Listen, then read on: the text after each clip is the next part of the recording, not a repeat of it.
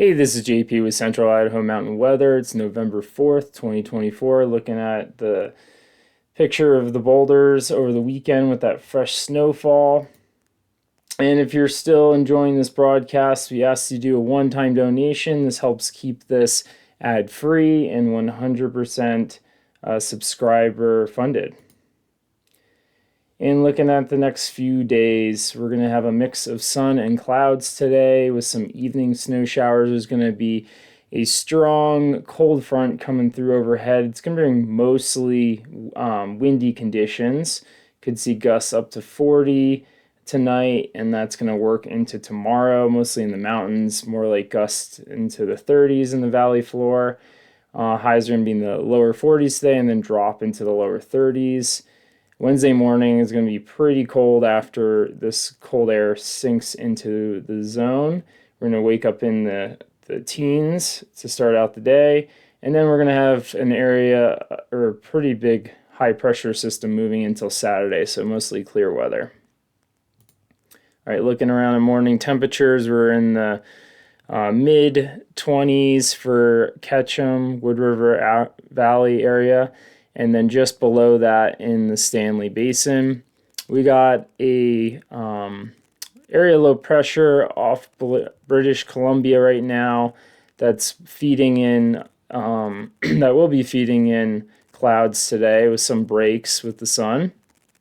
That low is going to shift over to the northeast of Idaho and then down into the Four Corners, where it's just going to lay out a bunch of snow. So it's going to be a quick moving system. Really looking at the HRRR, it's kind of interesting because we're, depending on the model you look at, we'll look at the HRRR forecast first. You can see the storm comes in and then it kind of dies out a little bit. So not too much, Stanley's right here. It's going to be hidden in it's northwest flow, so it's going to hit all the northern regions more with snow. But you can see some pretty good bands there. This is looking at the HRRR, and then that clears out quite a bit. But then if we shift to the NAM forecast, the NAM is showing quite a more aggressive model. At the same time frame, it is really laying down a lot more moisture.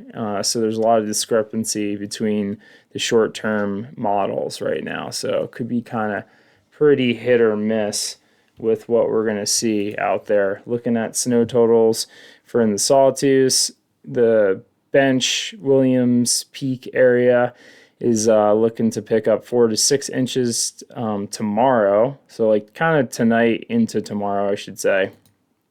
And then a little bit more Tuesday morning because the front will still be moving through. And all the other areas are kind of just looking, there's not going to be too much moisture picking up in the Wood River Valley. So you can see just an inch or two in the Wood River side, a couple inches in the pass, and then 1 or 2 inches up in Stanley. And Bogus Basin's not going to be picking up too much out of this, maybe just 1 to 2 inches of snow. Looking at the NAM forecast for snow totals, zoom in here.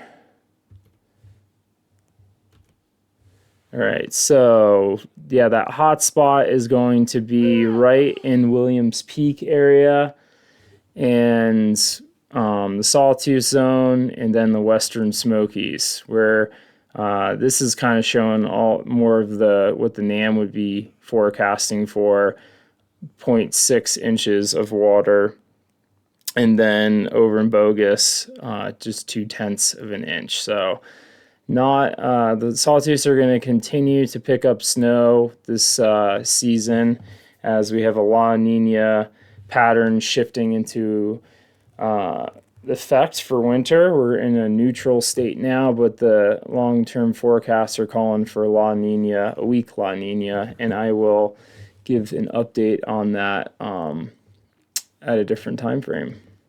Looking at the 500 millibar chart, if you're still with me, we are going to see that front move through today, and then that low drops down into the Four Corners, and these warm colors are signifying an area of high pressure that's going to stay over our area until Saturday, where another system comes through on Sunday. That's the system moving down the coast right there, and that thing is looking nice, is looking pretty potent. It's pretty far out. It's just into the fantasy forecast, but it's going to be looking warm and wet, which could be good for early season snowpack. So if you made it this far, the word of the day to type in the comments is daylight savings time.